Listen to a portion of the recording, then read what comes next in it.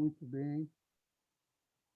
Bom, companheiros, companheiras, um bom final de tarde de quarta-feira para vocês. Amanhã é feriado. Hoje nós vamos ter, no módulo 3, aula 12, com o nosso companheiro professor Carlos Oquê.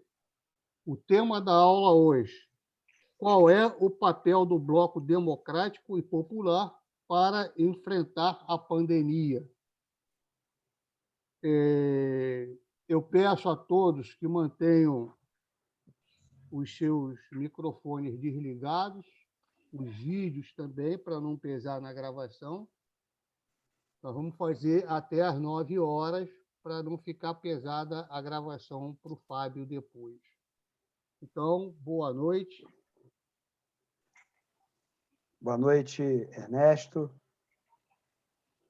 Boa noite, todas e todos. Professora Marília, professora Maria Luísa, professor Rogério, Jacira, Luzia, o Antônio Cias e a nossa companheira Cecília.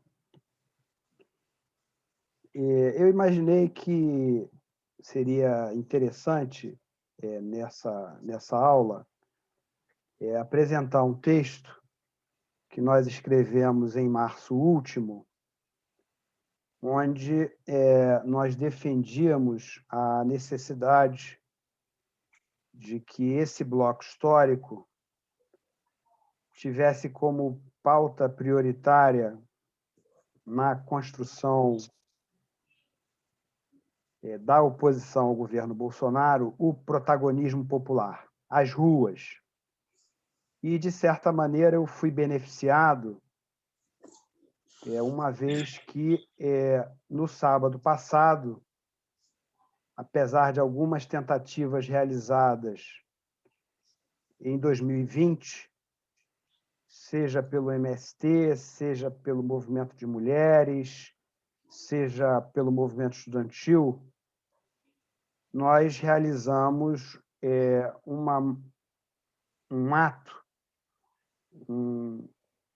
uma atividade de protesto contra o governo Bolsonaro, que é a expressão desse movimento que eu defendia, na verdade, venho defendendo desde setembro do ano passado. Eu acho que já havia a reunião de condições objetivas para que, de forma mediada e progressiva, como via na ação do governo Bolsonaro uma perspectiva deliberada de não vacinar, de não apoiar o isolamento, como forma de frear o movimento de massa contra o seu governo.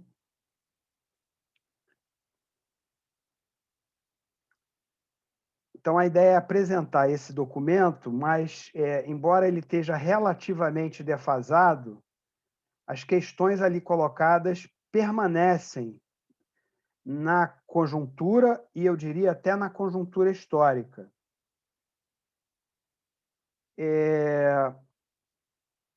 Poder-se-ia dizer que não é uma aula propriamente dita, é uma avaliação de conjuntura,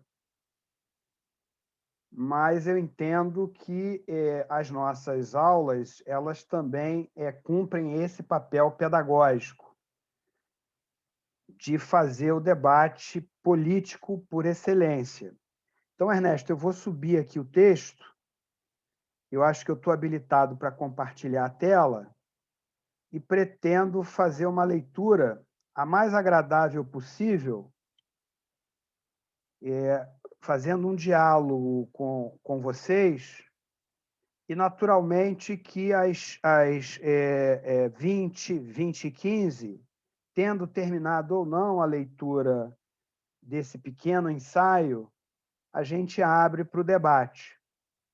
Então, observem, já na primeira citação, na epígrafe, eu recorro a um texto do Jorge Lukács, Reboquismo e Dialética, onde ele problematiza essa tensão entre a questão da subjetividade e da objetividade nos movimentos de transformação social.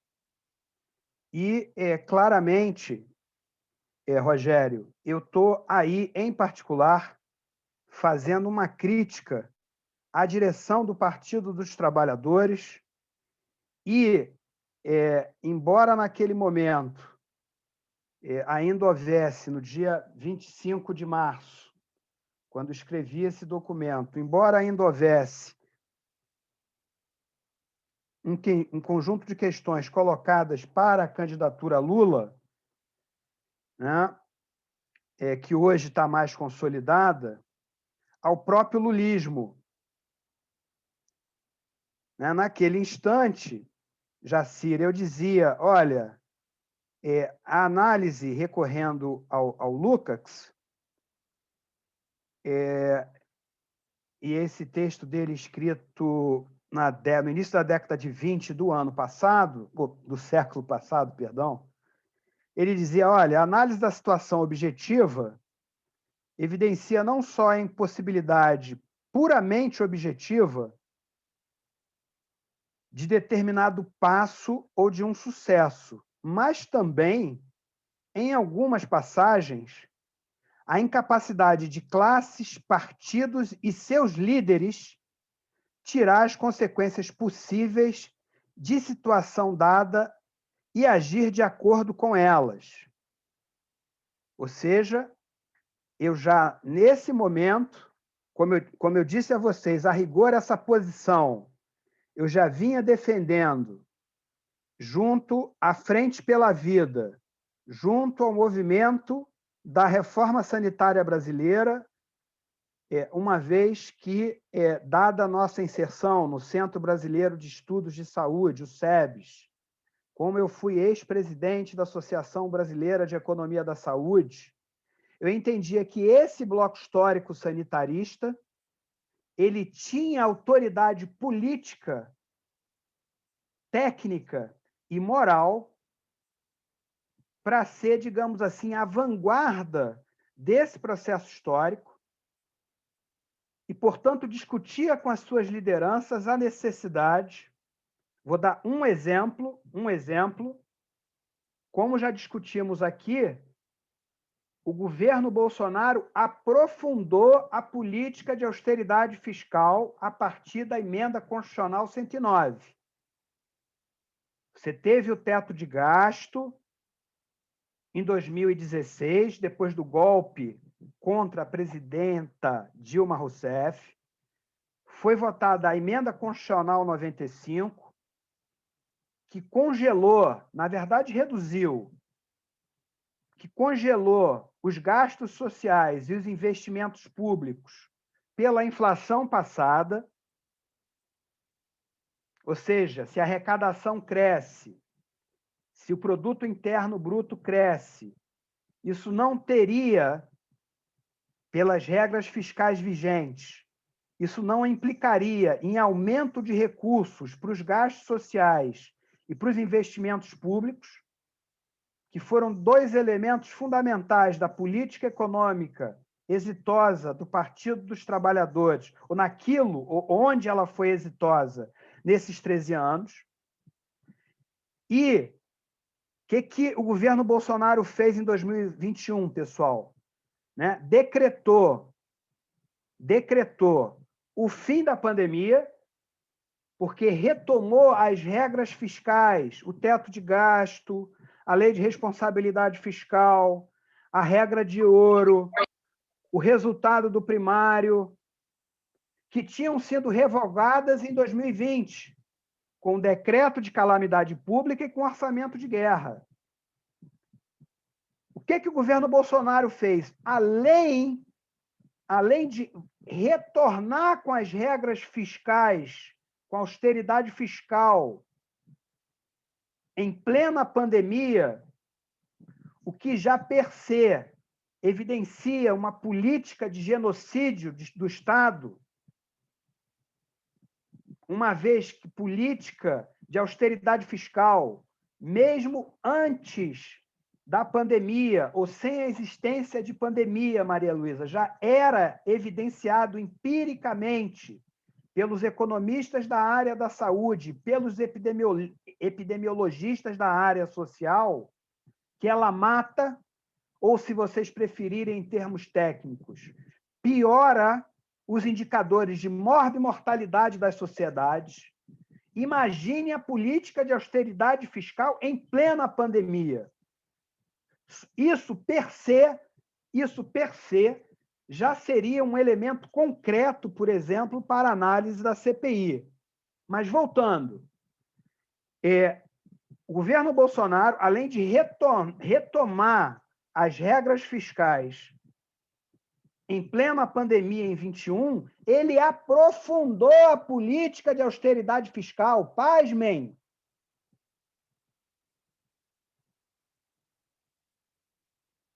A emenda constitucional 109, ela teve, sim, o dispositivo, né? Ela teve, digamos assim, esse penduricalho do auxílio emergencial para furar o teto de gasto. Esse auxílio emergencial, que não é o auxílio emergencial defendido pelas frentes populares, mas no seu bojo ele tinha, digamos assim, ele dobrou a aposta do ABC da política de austeridade fiscal. Então, voltando ao nosso debate, quando houve essa proposta, eu, por exemplo, defendi que houvesse uma paralisação dos trabalhadores da saúde de 10 minutos, de 15 minutos que fosse, no dia da votação dessa emenda constitucional que foi aprovada, essa emenda constitucional que dobrou a aposta da política de austeridade fiscal. E isso, pessoal, veja só, não é que isso teve um debate e a nossa posição foi derrotada. As nossas lideranças não dado. Eu entendo o problema da pandemia, mas a ausência de compreensão de que o jogo do Bolsonaro, de criar o caos, de se perpetuar no poder até 22, que isso era uma armadilha que a gente tinha que mediar diante da pandemia, porque deliberadamente as ações dele contra o combate à pandemia tinha como pressuposto concreto nos afastar das ruas. Então, já naquele momento, em janeiro, enquanto ainda havia algum grau de diálogo com essas lideranças, eu, por exemplo, fiz essa defesa, e que não foi nem discutida pelo movimento. E, a meu ver, o que aconteceu nesse sábado, as condições objetivas já estavam maduras lá, mas as nossas direções, influenciadas, inclusive, por uma tática eleitoral e por uma estratégia de construção do poder centrista, não levou isso para o movimento. Então, esse manifesto é uma crítica muito dura, à direção do partido e a essa concepção centrista do lulismo. Embora eu concorde, né, que Lula é o nosso candidato, embora eu concorde a necessidade do protagonismo do PT, embora eu seja petista, desde 1989. Tanto é que vocês viram nesse mesmo ato, em particular no Rio de Janeiro, o papel que setores da direção nacional do partido cumpriram no sentido de desmobilizar o ato de sábado. Não entender a necessidade de mediar frente à pandemia, diante à pandemia, a construção de uma alternativa ao bolsonarismo a partir do protagonismo popular. Então, esse texto, basicamente, é uma defesa de um giro na tática e na estratégia, tendo esse elemento como pressuposto. A epígrafe abaixo ela aponta, digamos assim, no sentido de como nós deveríamos nos comportar nesse momento no enfrentamento ao governo Bolsonaro. Porque qual foi a polêmica aqui, Ernesto? A polêmica aqui, sobretudo, e continua, é imaginar que se a oposição faz uma proposta que possa melhorar as condições de vida da classe trabalhadora em meio à crise econômica, em meio à pandemia, o governo Bolsonaro pode construir uma narrativa essa que seja identificado por uma base social que já esteve comprometida, que aderia ao nosso projeto, a narrativa bolsonarista poderia influenciar essa base. E quando é que isso aconteceu? No auxílio emergencial ano passado. Ou seja, o Congresso Nacional, os partidos de esquerda defenderam o auxílio emergencial mais alto. Não foi o auxílio emergencial de R$ 1.000 que foi aprovado, mas não foi o de R$ 200 por 3 meses, que foi a proposta inicial do Guedes, que foi aprovado. Foi uma proposta, digamos assim, que teve o apoio da oposição, em particular do PT. E o que se observou, Luzia? O que se observou é que os índices de popularidade do Bolsonaro cresceu com o auxílio emergencial. Então, a nossa direção, ela até hoje fica preocupada de fazer alguma proposta, embora isso não seja dito, e essa proposta acabar, paradoxalmente, embora uma tomada de decisão, por exemplo, do Bolsonaro contra as regras fiscais em 2021, é claro que colocaria ele em choque com um setor que o continua apoiando, que é o capital financeiro, ou parte dele.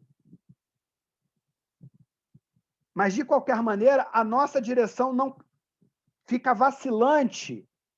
E isso tem ocorrido no debate da nossa direção junto aos nossos parlamentares. Ou seja, o piso emergencial da saúde proposto pelo Conselho Nacional de Saúde ano passado não foi uma bandeira clara de luta nem das frentes populares, que definiram os eixos em torno. Tudo bem que agora, com o aumento da pobreza, da desigualdade, com o aumento da inflação, em particular com a inflação de alimentos, nós incorporamos no nosso eixo a questão da comida no prato, da luta contra a fome. Está correto. Mas a proposta inicial, não sei se vocês se recordam, era você, fora Bolsonaro, vacina para todos e auxílio emergencial. Ou seja, o piso emergencial do SUS, que é necessário para o enfrentamento da pandemia, é claro que tem as consequências sociais da pandemia e da crise econômica. Desemprego, subemprego, aumento da pobreza absoluta, aumento da desigualdade. Então, é necessário ter aporte de recurso para programas de emprego e renda. É necessário turbinar o Bolsa Família e o auxílio emergencial, os programas assistenciais. Então, essa segunda epígrafe, eu peguei um professor, que é um social-democrata, um social-liberal, como vocês preferirem, de Harvard, que é, digamos assim, respeitado pelas... eu não gosto muito dessa caracterização, mas pelas elites financeiras da imprensa internacional, onde ele defendia que os governos deviam gastar de modo massivo, ou seja, romper com a política de austeridade fiscal, ter uma política fiscal expansionista. Não é o Carlos Zoc que está defendendo isso, apenas. Do governo por meio de títulos e alguma impressão de dinheiro né? No nosso caso, utilizando também a conta única do Tesouro Nacional, embora isso seja um aspecto técnico, tá certo? Se necessário, inclusive, convertendo instalações em hospitais e fazer as fábricas produzirem material hospitalar e médico, o que poderia sugerir, no nosso caso, uma política de substituição de importação, né, no campo médico, hospitalar e farmacêutico, com a participação do Estado, por meio dos laboratórios públicos, Turbinar Fiocruz, Turbinar o Instituto Vital Brasil, Turbinar o Butantan. E isso poderia, voltando à nossa aula sobre capitalismo do ano passado ou retrasado, né, numa perspectiva de fortalecer um modelo de capitalismo de Estado na área da saúde. Modelo esse que precisa ser melhor examinado por nós, mesmo na atual fase da globalização financeira, ou talvez por causa disso, Marília, ou talvez por causa disso, né? E aí eu não estou falando exatamente do modelo chinês, mas se quiserem dialogar com o modelo chinês, podemos dialogar, mas é com toda uma história do movimento socialista internacional que teve nesse projeto um contraponto ao fortalecimento do capitalismo monopolista, hoje monopolista e financiarizado, e completamente globalizado. Então, essas duas epígrafes, elas tinham um objetivo, lá em março, ou mesmo antes de março, né? Porque isso aí já foi fruto de um grau, digamos assim, de percepção, né? Onde a gente podia lutar, ainda que virtualmente, né? Discutindo com os nossos pares. Em março já é um grau de consciência que eu adquiria da necessidade da gente acelerar esse passo, para que hoje, por exemplo, em plena Covid, plena CPI da Covid, perdão, o movimento de massa tivesse mais preparado para enfrentar o bolsonarismo e seu braço armado, por exemplo, e seu braço ideológico, os seus braços ou tentáculos ideológicos.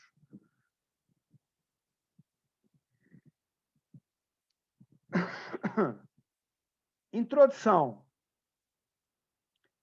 Na contramão das recomendações da OMS, desde 2020, ao negar a pandemia, Bolsonaro promoveu uma falsa dicotomia entre saúde e economia, operando, de forma consciente ou não, uma política de Estado genocida no Brasil. Ora, o que Bolsonaro fez? Bolsonaro, de um lado, não deu dinheiro. E isso contou com o apoio do capital financeiro, do setor rentista. Nós aplicamos em torno de 524 bilhões.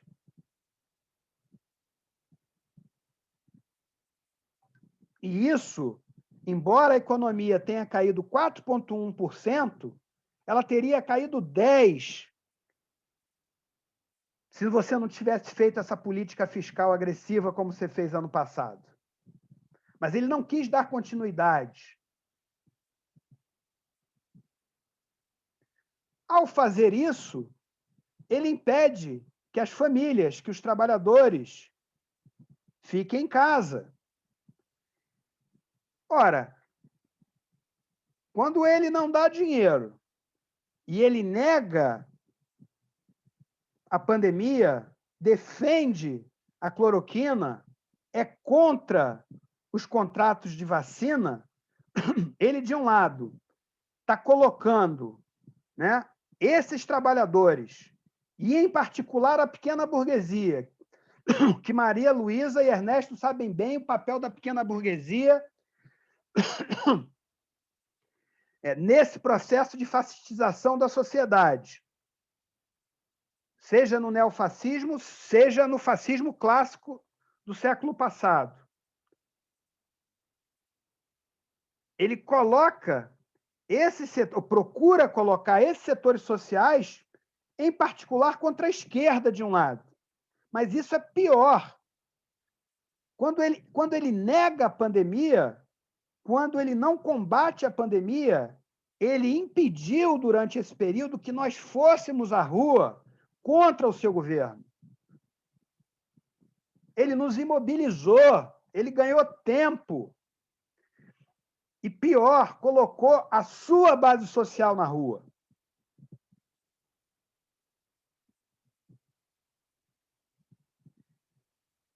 Sem qualquer perspectiva. E isso está colocado ainda hoje. Vejam que tragédia. De garantir a vacinação e imunização em massa da população, o governo federal era e é e continua sendo o principal responsável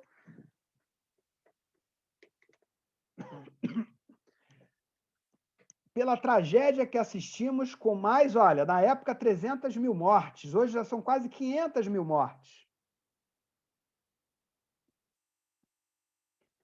Se não bastasse o colapso hospitalar e sanitário com a falta de leitos de UTI, oxigênio, equipamentos, remédios no SUS e no próprio setor privado. E a gente continua sob essa ameaça. Ou seja, tem um cronograma, por exemplo, de vacinação aqui no município do Rio de Janeiro. Se houver algum problema na produção de vacina, esse calendário vai por água abaixo. Eu estou com 53 anos, estou programado para vacinar no dia 24, salvo engano, de junho. Eu estou olhando para o relógio. No lugar, como eu disse a vocês, de aplicar o decreto de calamidade pública, o orçamento de guerra este ano, ou seja, de estender a flexibilização das regras fiscais no ano de 2021, que acabaram permitindo a flexibilização das regras fiscais em 2020, o governo obedeceu e dobrou a aposta do ABC ultraliberal. E provavelmente a Cecília podia falar aqui, Carlos, não só dobrou a aposta do ABC ultraliberal, como está ampliando a privatização da Eletrobras. Ou seja, arrochou a política de austeridade fiscal e está ampliando a privatização do Estado. Endurecendo a política de austeridade fiscal, como eu disse a vocês, com consequências desastrosas sobre as condições de vida e saúde dos brasileiros. E é o que nós estamos assistindo. Ano passado, no pior momento, o nosso platô e a nossa média de mortes era 1.000, estamos em 2.000 e naturalizamos isso de uma forma ou de outra, por mais que nos indignemos, por mais que cada vez as mortes, né, e os agravamentos decorrentes da Covid se aproximem de nós, das nossas famílias, dos nossos amigos, né? Isso está piorando, né? Com a possibilidade da variante 3, a pergunta é se esse platô vai passar de 2 para 3.000, mas nós chegamos a ter dias em abril de 4.000 mortes por dia. O que é isso?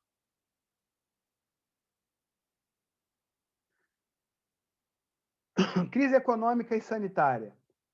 A emenda constitucional 109, que foi aprovada no Congresso Nacional, criou um subteto dentro do teto de gastos, pessoal.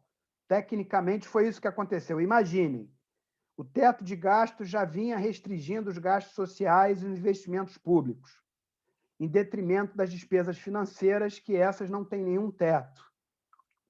E aí você cria uma nova emenda, Luzia, que criou um teto dentro do teto de gastos. Então, é um arroxo.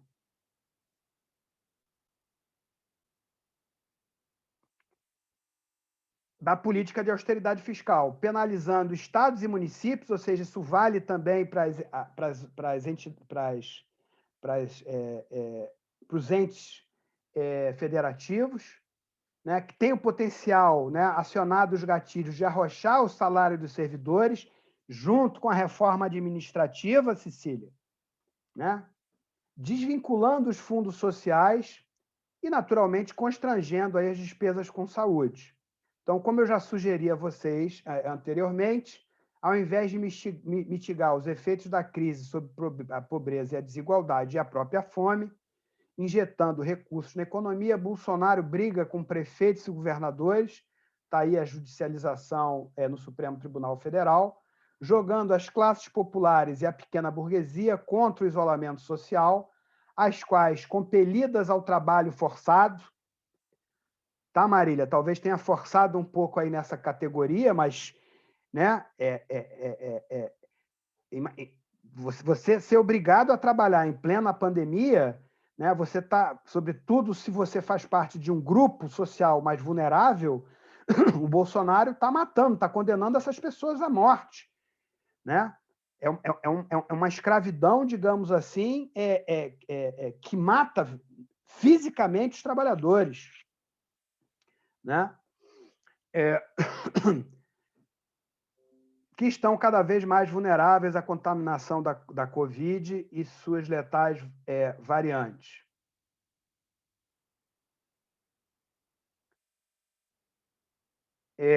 Nesse momento, eu fiz uma simulação aí do crescimento da economia brasileira em 2021. Esse é um indicador de alta frequência da OCDE, que olha os indicadores econômicos na semana e projeta qual é a estimativa de crescimento da economia, né, no ano. Tá? Isso está um pouco defasado, esse crescimento de 1,2, tá? Ele tem muito de estatístico no trimestre, tá? E ele tem muito também de você estar olhando para aquele setor da economia que está se beneficiando com o aumento do preço das commodities, está se beneficiando com a desvalorização do real, tá certo? Está se beneficiando, digamos assim, com o crescimento da China e dos Estados Unidos. Então, esse 1,2 no trimestre tem um efeito estatístico também, né? Como no ano passado a depressão foi muito grande, né? Você tem aí desculpa aí o anglicanismo, né? Imperialista dos economistas, né? Mas você tem um carry over desse efeito estatístico, né? Se você cresce um pouquinho diante de um piso muito baixo, né? Você acaba, do ponto de vista estatístico, 1,2 parece uma coisa maravilhosa, mas não é. Se não bastasse essa questão específica aí do setor exportador que está puxando esse crescimento de 1,2, só para tornar a conversa talvez mais concreta. Por exemplo, a produção industrial caiu, acabou de sair um dado dizendo que a produção industrial caiu, né? E o próprio setor de serviços continua, dado a Covid, continua, digamos assim, sem retomar o seu crescimento. Então, vamos falar um pouquinho aí do balanço da conjuntura que eu fiz à época, tá? E depois do balanço da conjuntura, a depender aí do tempo, a gente abre para debate, que eu acho que os principais elementos, de forma geral, os 2 elementos eu já coloquei. Então, naquele momento, e eu acho que, de certa maneira, esse balanço ele continua válido, vocês vão poder dizer melhor, eu dizia o seguinte, que nesse terreno movediço, uma vez que Bolsonaro sabota o combate à Covid-19, não protege a economia popular, não cuida dos profissionais de saúde, não salva vidas, quais são as dificuldades da frente de esquerda, composta em particular pelo PT, PCdoB e PSOL, para sair do imobilismo e propor uma alternativa imediata para o país, liderando a resistência democrática?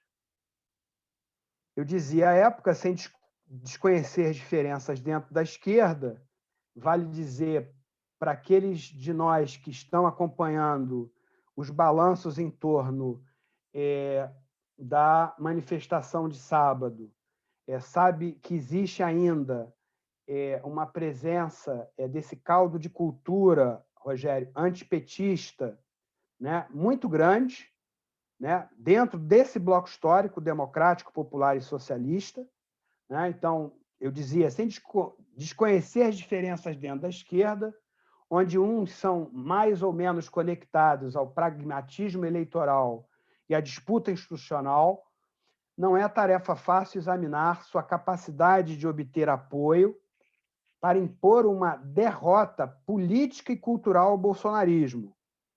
Ou seja, mais do que derrotar o Bolsonaro, que é importantíssimo, né? Esmagar, digamos assim, a liderança do bolsonarismo que está, né, à frente do Estado, tá ok? É importante que a nossa movimentação, do ponto de vista tático e estratégico, do ponto de vista programático, político e cultural, tenha como pressuposto derrotar o bolsonarismo na sociedade, né? No entanto, começando pela avaliação do bloco de poder que sustenta o governo Bolsonaro, vamos aos fatos. E, aliás, a tentativa desse próprio curso era de estar identificando os blocos de poder do governo Bolsonaro na perspectiva de compreender, ao compreender melhor esse bloco de poder, nós pudéssemos estar refletindo como superá-lo, né, na luta política, na luta cultural, na luta programática e na luta eleitoral.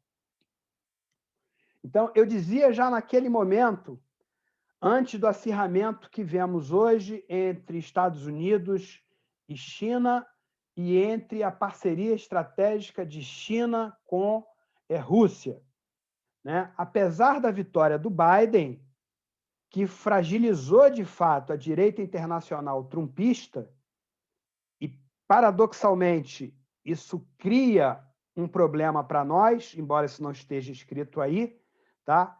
Que é fazer com que o próprio bolsonarismo vire, Ernesto, a cabeça de ponte da direita internacional, né? A gente não pode esquecer que o Brasil está nos BRICS, né? Continua, né, ser o bolsonarismo cabeça de ponte do projeto da extrema-direita na América Latina e, inclusive, na própria Europa, o fortalecimento desse projeto, tá? Mas, voltando, né, apesar da vitória do Biden, que fragilizou a direita internacional trumpista, os americanos, em choque com China e Rússia, têm interesse na sua permanência na presidência, para manter, por exemplo, os acordos em torno do pré-sal. Não esqueçamos da aula do companheiro Skromov sobre o golpe contra a presidenta Dilma, né? E, por exemplo, a própria base de Alcântara, no Maranhão. Então, eu já naquele momento, apesar de entender que a vitória do Biden quebraria, né, um apoio que era do imperialismo norte-americano fundamental para o Bolsonaro, eu via também na vitória do Biden, paradoxalmente, uma vez que foi o Biden, como vice do Obama, né, que orquestrou o golpe contra Dilma, do ponto de vista do imperialismo, eu via que existia, digamos assim, algum grau de oposição ao governo Bolsonaro, mas que, uma vez garantidos os interesses econômicos dos Estados Unidos pelo governo Bolsonaro e militares, vis-à-vis, né, a posição dos Estados Unidos hoje, né, na economia internacional e na geopolítica, o apoio ao governo Bolsonaro não seria, digamos assim, uma avaliação que poderia ser descartada. Então, já nesse momento, a gente sinalizava nesse sentido. Segundo, a desmoralização completa do Exército no combate à pandemia, né, o que está, de certa maneira, acontecendo cada vez mais por conta da CPI da Covid, à frente do Ministério da Saúde, não foi suficiente, a meu ver, continua não sendo suficiente para fraturar o apoio dos militares ao governo, cujos interesses corporativos crescem a passos largos no interior da máquina estatal. Terceiro, o aprofundamento da política de austeridade fiscal conta com apoio de setores rentistas dentro e fora do país, bem como da própria mídia corporativa que hoje está financiarizada, pessoal. Ou seja, os bancos, né, cada vez mais têm participação, ou capital financeiro, se vocês preferirem, né? A gente discutiu isso um pouco na aula sobre capital financeiro, né? Tem participação na direção política dos jornais, ou os próprios jornais também se financiarizaram. Ou seja, salvo engano, aquele PagSeguro é da Folha de São Paulo, é do grupo da Folha. Então, a mídia hoje, a mídia corporativa, tem interesses econômicos concretos na reprodução, digamos assim, desse regime de acumulação pela financiarização.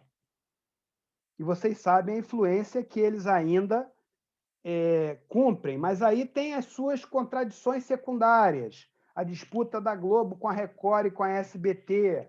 E aí, provavelmente, se eu conheço Jacira, ela vai falar da questão da Copa América hoje, etc. Existe a possibilidade do Guedes, né, do projeto do Guedes, de internacionalizar esse setor, assim como quer internacionalizar o setor bancário, e discutimos longamente isso na nossa aula.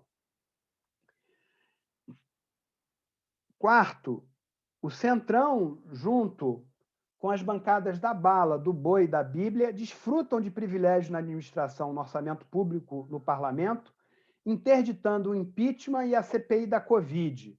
E aqui vale mais uma vez uma inflexão técnica do ponto de vista econômico. Curiosamente, Luzia, você tem uma política de austeridade fiscal no atacado, mas no varejo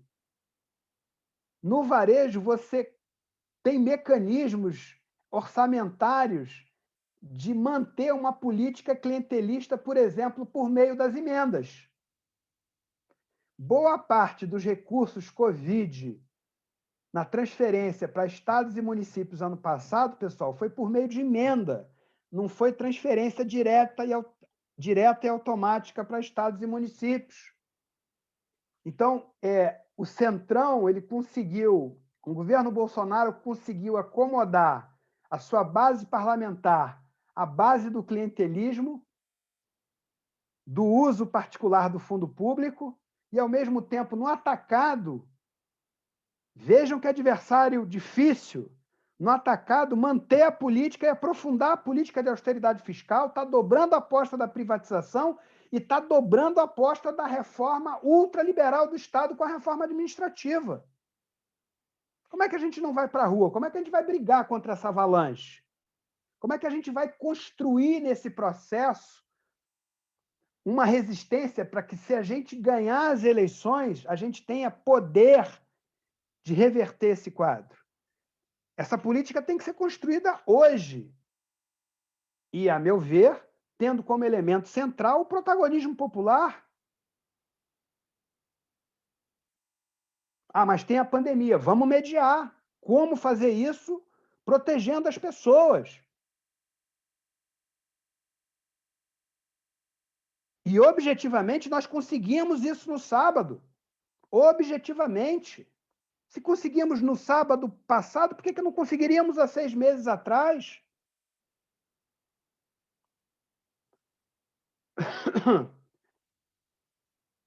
Quinto, o aparelhamento de setores do Ministério Público e da Polícia Federal, somado ao lavajatismo de setores do Judiciário, blindam ainda os desmandos do governo e os crimes da família Bolsonaro. O que é a PGR hoje, por exemplo? Ainda hoje. Apesar de continuar se cotovelando com lavajatismo, que nesse momento ainda não tinha sofrido a derrota que sofreu depois aí do final de março. E por isso que a candidatura Lula hoje está mais consolidada. O sexto, a Igreja Neopentecostal, que goza de incentivos governamentais, atua como partido político em favor do governo em torno da agenda de costumes. Tivemos uma aula sobre isso e vimos como esse processo é complexo e contraditório.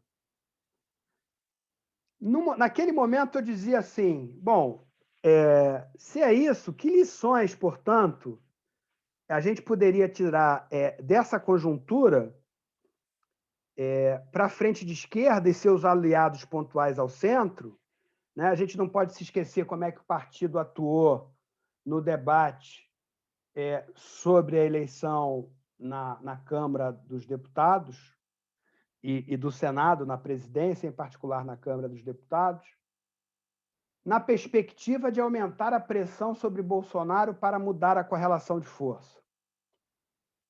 E aí eu dizia, olha, desde o golpe parlamentar contra Dilma, da prisão política de Lula e da fraude eleitoral das eleições presidenciais em 2018, fatos que não deixam mais questionamentos com as recentes decisões do Supremo já naquele momento, não vivemos tempos normais.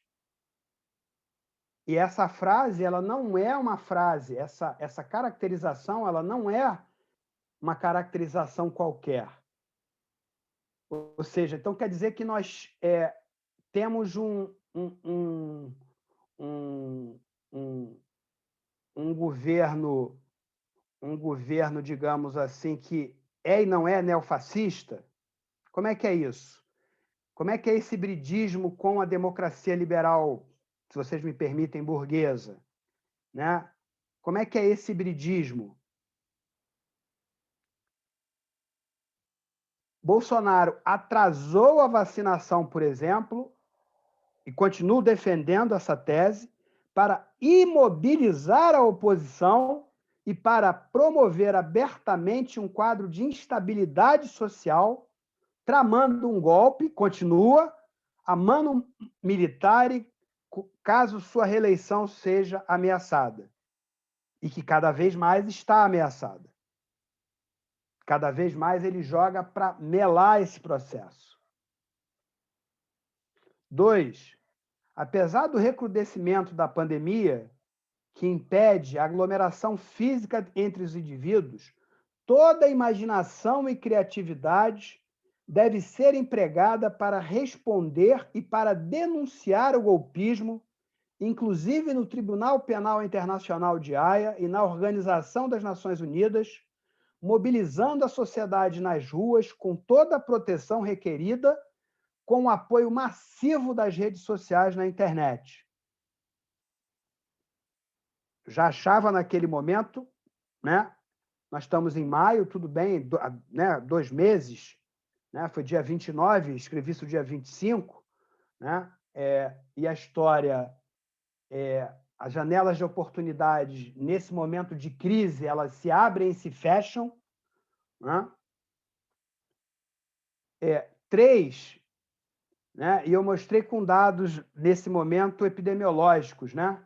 Mostrando, eu não vou analisar os gráficos em detalhes, que tornaria enfadonho para vocês e tomaria um pouquinho do nosso tempo, mas basicamente eu disse o seguinte, a pandemia provavelmente se agravará no Brasil sob o governo Bolsonaro.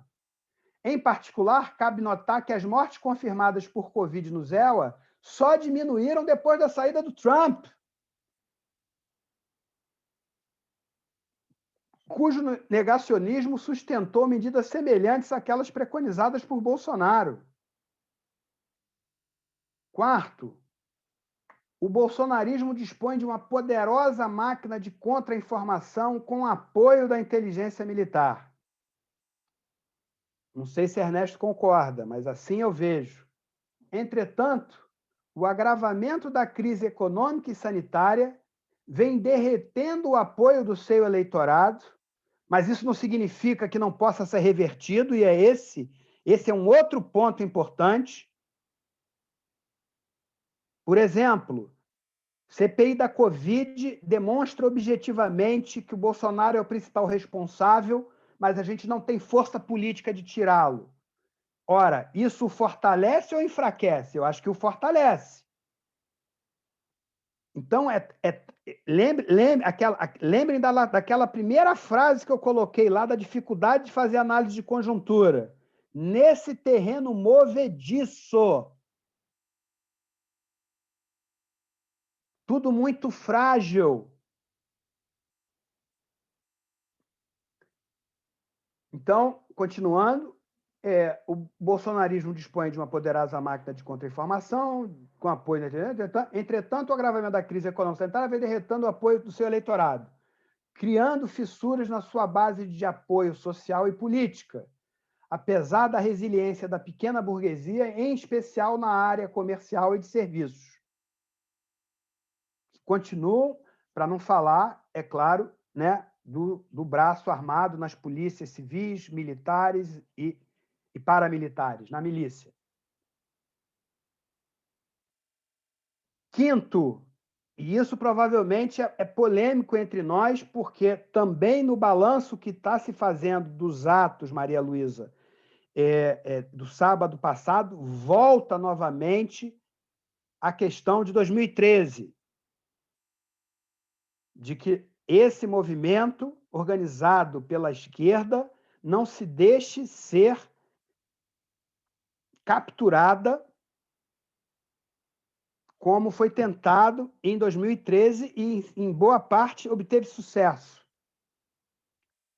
Então, a desconfiança nas instituições e nas soluções pelo alto, né, Marília? De fuga para frente, né? De fuga para frente, ou seja, das contradições de você estar sempre empurrando, fazendo pacto entre as elites, né? E o lulismo, de certa maneira, bebe nessa fonte, né, de soluções pelo alto. Né? Essas soluções, a meu ver, estão abaladas desde as manifestações de junho de 2013, exige a formulação de uma palavra de ordem que afirme o protagonismo da soberania popular na superação da crise.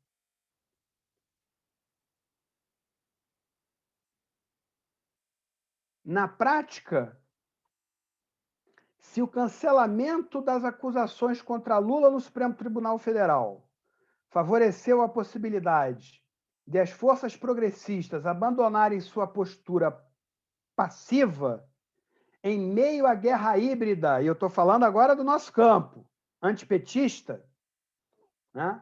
Ou, se vocês preferirem, dentro e fora do nosso campo. Como o centrismo não tem um candidato viável em 2022, e está polarizado, Lula e Bolsonaro, é necessário impedir qualquer manobra para desestabilizar sua candidatura. Então, companheiras e companheiros, não confundam a minha crítica à linha política adotado pela direção do partido ou pelo lulismo de maneira mais geral contra qualquer posição sectária contra o nosso partido e contra o Lula.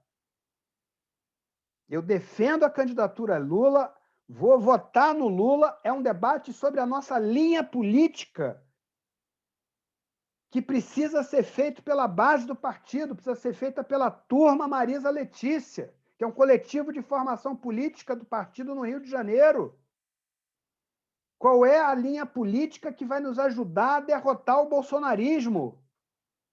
Qual é a linha política que vai nos ajudar a ganhar as eleições e não perdermos num contragolpe do Bolsonaro com apoio armado da milícia, das polícias militares, de parte do Exército e da Polícia Civil? Qual é a resistência, onde a resistência democrática deve encontrar sua principal energia, seu principal motor, se não é na soberania popular, para resistir à contraofensiva da extrema-direita se nós avançarmos e ganharmos as eleições em 22. São duas coisas distintas. Logo, qualquer manobra para desestabilizar a candidatura Lula, nós temos que ir para cima.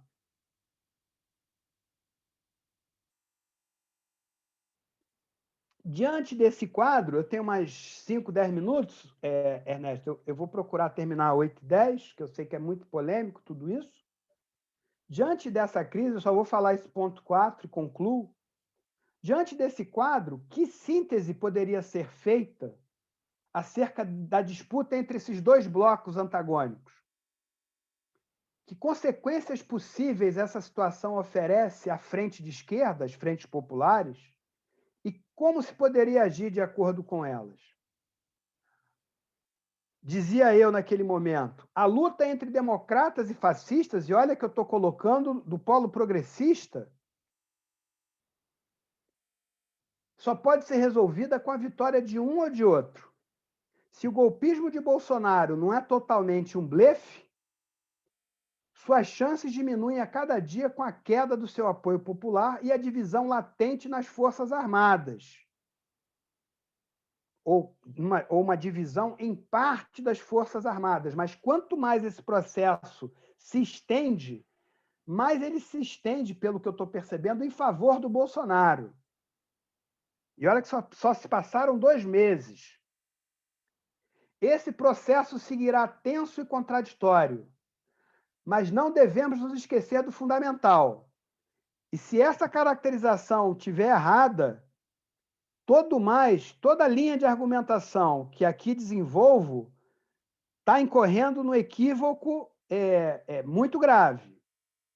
Essa caracterização, portanto, digamos assim, ela é uma tese que me parece central à sua verificação, o seu escrutínio, o seu exame, sem a qual essa leitura pode estar equivocada. Sua crise de hegemonia, e eu estou falando da hegemonia do bolsonarismo, se agudiza rapidamente. E a tentativa de se ampliar as medidas coercitivas, bem como de radicalizar o discurso dirigido às milícias paramilitares, manifestam sua notória fragilidade em produzir consensos na sociedade. A própria burguesia, que dirigiu o golpe na sua primeira fase, reconhece os erros do seu governo, está aí a CPI da Covid, está aí o diálogo do Fernando Henrique com Lula, reconhece os erros do governo em sua tarefa de estabilizar o regime político liberal e a pandemia. Do ponto de vista da frente de esquerda, o desequilíbrio das relações de força, falando agora do dia 29, embora naquele momento isso fosse só uma tese, terá seu início no instante em que for tomada a decisão de se reconstruir o movimento de massas em meio à pandemia, de forma mediada e progressiva, sem atropelar nenhuma orientação sanitária, formulando com nitidez uma tática e um programa para ganhar a confiança da maioria das trabalhadoras e dos trabalhadores para ampliar seu arco de alianças na sociedade para derrotar Bolsonaro. Vale dizer, o fator Lula, naquele momento, hoje ainda mais, empurra esse processo para frente com sua força política e eleitoral, né, onde nós acertamos, ao que me parece, sendo catalisador da luta pela saída de Bolsonaro para salvar vidas, a democracia e o SUS. Nos marcos constitucionais, e hoje essa tese merece ser problematizada, e eu já estou concluindo a nossa exposição. Será um erro, mas eu acho que merece ainda assim uma discussão. Será um erro estratégico ficar a reboque das eleições presidenciais de 22 para lutar pela retirada de Bolsonaro. Seu projeto antidemocrático de subordinação ao imperialismo estadunidense, de destruição e privatização do Estado e dos serviços públicos, de dominação da sociedade pelo medo, pelo terror e pela morte, de criminalização da pobreza e da violência contra a juventude negra, antes do Jacarezinho, e, finalmente, de aniquilamento das esquerdas. Não podemos nos esquecer disso jamais. Jamais. E esse processo começou com a Lava Jato. Esse processo precisa ser confrontado com toda a força e energia pelo campo democrático, popular e socialista. A pressão pelo impeachment é válida, dizia eu, ou se vocês preferirem, pela CPI da Covid, né, ou pela responsabilização por crimes comuns, por meio da PGR, o que vocês quiserem. Embora encontre obstáculos no parlamento, como eu disse acima, por conta do Centrão, e descrédito mesmo no imaginário popular. Além do mais, pode se transformar numa longa chicana jurídica e, nesse caso, não permitiria a adoção imediata de medidas de prevenção e controle da pandemia, me espelhando na experiência estadunidense.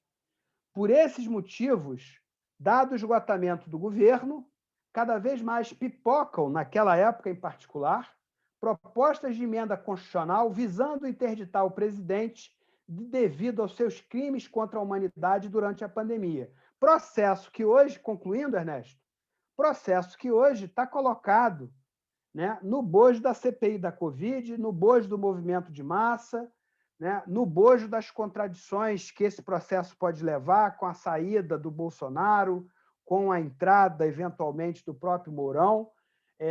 O que eu defendo à frente nesse documento, concluindo, é que o movimento de massa deveria ter como bandeira a renúncia de Bolsonaro e Mourão, sem prejuízo de que, na luta institucional, os mecanismos formais constitucionais fossem levados adiante. Mas que, tendo em vista essa estratégia de derrota do bolsonarismo, que a palavra de ordem correta é, claro, fora Bolsonaro, mas era fora Bolsonaro, fora Mourão, sem prejuízo que apoiássemos qualquer processo institucional, seja de impeachment, seja por meio da CPI da Covid, que levasse, digamos assim, à derrubada desse governo. Então, companheiras e companheiros, eu agradeço pela atenção de todas e todos. Eu não sei como é que o Ernesto vai encaminhar. Essa foi uma aula, naturalmente, sui generis, mas eu gostaria de discutir quaisquer elementos aqui colocados com vocês hoje para a gente aprofundar essa análise da conjuntura. Obrigado. Carlos? Oi? Eu vou sair daqui, Ernesto. Espera aí. Não, tá. Sair. É porque nós não temos nenhum inscrito até agora. Ah, vocês não viram, não? Não, inscrito não vi. Ué, então não subiu, né? Não, o nosso chat aqui não.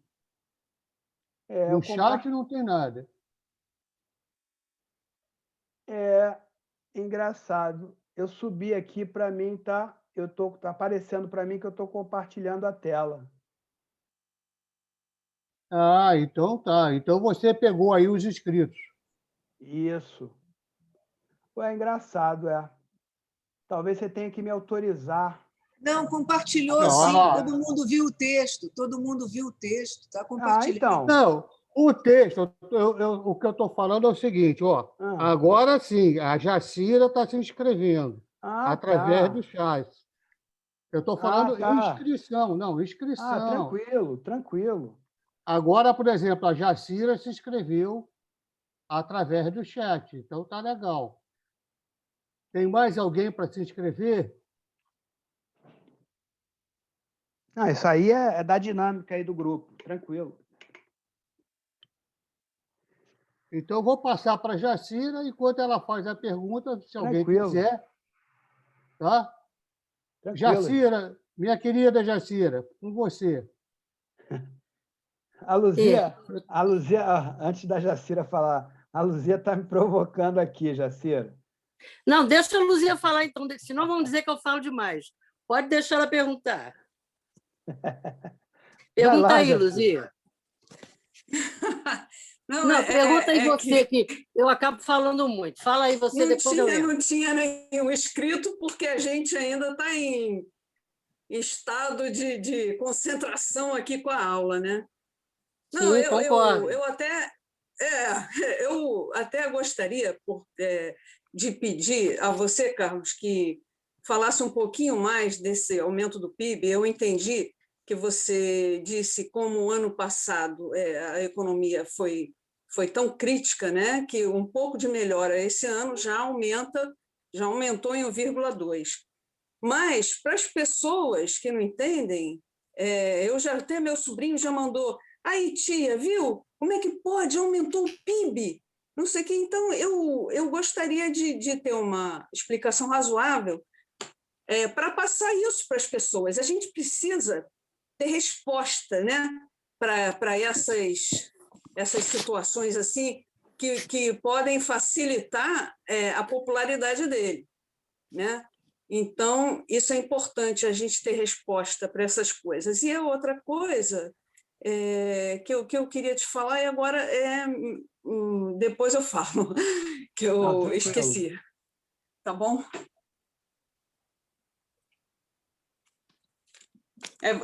Jacira, vamos lá, pode ser. É você. Bom, Jacira, pode fazer a sua pergunta, e depois tem a Cecília já. Então, o primeiro eu não bloco tenho. após 3. Olha só, eu não tenho exatamente pergunta, eu queria falar umas coisas, porque eu nunca vi alguém falar tanta coisa que eu concordo. Então, é melhor a Cecília falar. Eu também. Pergunta aí, Cecília, porque eu já estou com fama de falar demais. Não, Jacira. Eu estou cansada, me cansou. A minha cabeça... O que aconteceu? Eu fui para a rua no dia 29, né? E vim toda empolgada. Eu vim empolgada, professor, vim. Porque eu vi, pelo menos do meu sindicato de professores, muito bem organizado, né? Graças a Deus. O distanciamento, e todo mundo junto no que queríamos, mas não junto de proximidade. E aí eu venho, e pelo que eu assisto, será que não valeu a pena? Não valeu a pena? Eu fiquei assim, será que não valeu a pena o nosso esforço daquele dia?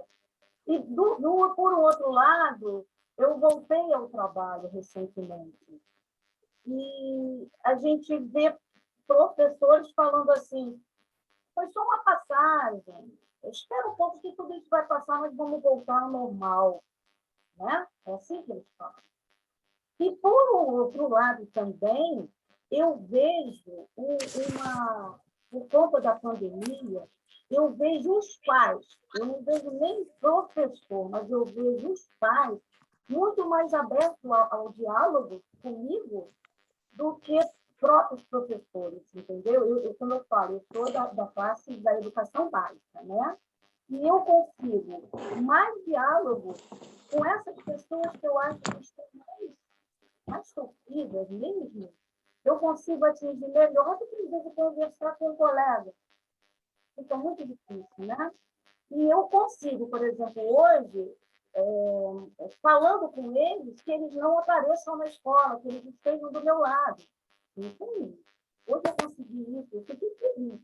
Agora, eu vejo você falando assim, vai dando um nervoso, eu acho que é pouco, né? É pouco que eu estou fazendo. Realmente, o que mais? O que mais que a gente vai ter que fazer para chegar, para que cheguem até nós? Nós, que eu falo assim, base mesmo, base, lá no dia a dia, enfrentando ali, falando com aquele pai, com aquele funcionário da escola que está todo dia lá, né? Realmente, eu concordo com o que você falou. Eu, às vezes, não vejo uma linha, eu vejo um monte de coisa junta, mas o que eu vou falar diretamente? De uma linguagem mais simples, porque povão quer linguagem simples. Povão mesmo, não adianta eu chegar lá, olha, a ideologia do aparelho dos 70, não vai entender. Mas eu preciso falar, eu preciso fundamentar, mas chegar a ele do livro. E eu acho que se eu falar uma linguagem mais clara, eu consigo. Mas eu preciso ter uma linha. Uma linha para onde vai. Vamos para a rua? Vamos fechar as escolas? Vamos fechar as escolas. Que dia vai ser isso? Que dia vai ser isso? Vou entrar na internet e vou disparar lá, como eles fazem também. Eu também vou disparar. Tá? Eu tenho como fazer isso. Mas eu preciso realmente que vocês, que são mais, me deem a linha. Obrigada, tá? Era só isso que eu queria falar. Carlos, Bom, eu já tenho o Rogério para o próximo bloco, então faz os comentários em cima dessas Eu também me três inscrevi, eu comentários. também me inscrevi. Eu também estou inscrita. Aonde? Olha No aqui. chat? eu não deixei Eu de estou falar, embaixo não. do Eu quero. azulzinho.